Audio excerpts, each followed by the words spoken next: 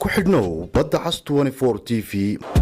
xukuumadda dawladda federaalka ee Soomaaliya ayaa markii ugu horeysay sheegtay in qofkii ugu horeeyay qaba caabuqa coronavirus laga helay magaalada Muqdisho ee caasimadda Soomaaliya waxaana warbaahinta u xaqiijisay arintaasi ku aadan in magaalada Muqdisho laga helo cudurka coronavirus wasiirka wasaaradda caafimaadka dawladda federaalka Soomaaliya Marwo Foosiyo Abuukar Nuur waxaana hadaladeedii kamid ahaa waxaan rabnaa in dadweynaha Soomaaliyeed ummadda aan u sheegno in maanta oo ay tahay 16 bisha Maarso 2020 aan xaqiijinay xaaladii ama keyskii ugu horeeyay oo coronavirus ah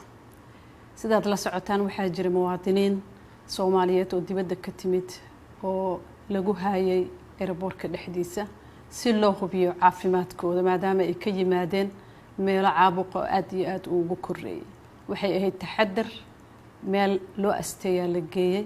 waxaana laga qaaday wax walbana waa la baarayay waxaa laga qaaday baaritaankii loogu talagalay in lagu ogaado caabuqa infectionka coronavirus ee COVID-19 loo yaqaano saakay ayaa resultigi jawaabtina loo keenay hal qof ayaa cudurkii qaba waxaan xaqiijinaynaa dadweynaha oo xaqiijinaynaa dadkaas karantiilka la geliyay uu kamid yahay qofkan muwaadinka Soomaaliyeed waa muwaadiniin Soomaaliyeed inay dad aan wax calaamado ah symptomski cudurka leh aysan jirin oo qofna uusan qabin ay caafimaad qabeen ay haddana wada ladan yihiin laakiin in jirkiisa qofkan uu ku jiro dadka meel ay ku karantiilan yihiin sidaad la socotaan usbuucyadii dambe oo dhan dawladda waxay wada dadaalo badan oo looga hortagayo cudurka inuu ka dilaaco wadanka hadii uu soo galo waxaa la sameeyay meel lagu karantiilo dadka ee ka yimaada meelaha cudurkaas uu ka jiro muddo ka yar 14 casho dadkaas hadda aan sheegayno ee ka yimid midkood laga helay waxay ahaayeen dad ka yimid meelaha caabuqa uu ka jiro waqti yar gudaheeda meelaha dadka lagu karantiilayo waxaa loogu talagalay in dadka lagu haayo aan bulshada lagu deynin ilaa laga hubinayo laga qaadayo baaritaan la xaqiijinayo caafimaadkooda in cudurkii uu ku jiro jirkooda kadibna hadii ay caafimaad qabaan lagu daayo bulshadii oo xaafadahoodii iyo reerahoodii ay u tagaan dawladda dadaal badan ay sameysay meeshaas lagu karantiilayo waa diyaar waqti yar gudaheeda waliba aad loogu dadaalo la isugu tagay dawladda ee xubnaheeda kala duwan xafiiska ra'iisul wasaaraha uu hogaaminayo waxaa la sameeyay waxaa la diyaariyay isbitaal hadii xaalado ay soo baxaan lagu daaweeyo isbitaalka qalabkiisii waa la nadiifiyay waa la baneeyay waa la diyaariyay si looga hortago in qofkii uu soo rito xanuunka uu yani u dayacmo dadaal badan ayaa jira qalabkii qaar waa la dalbay qaar waa naloo keenay wax dhib oo hadda ka muuqda dadkaas iyo qofka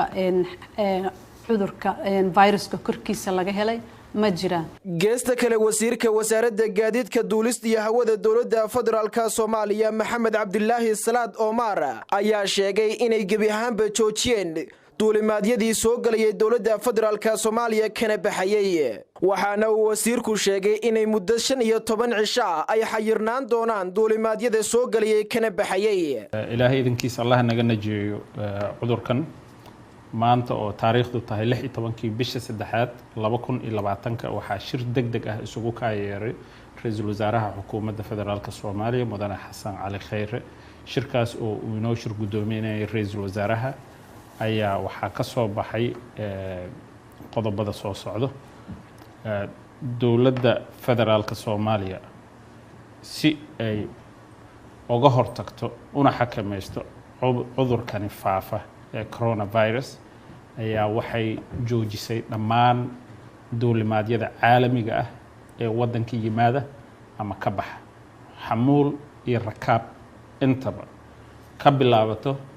dhamaadka 18 bisha March 2020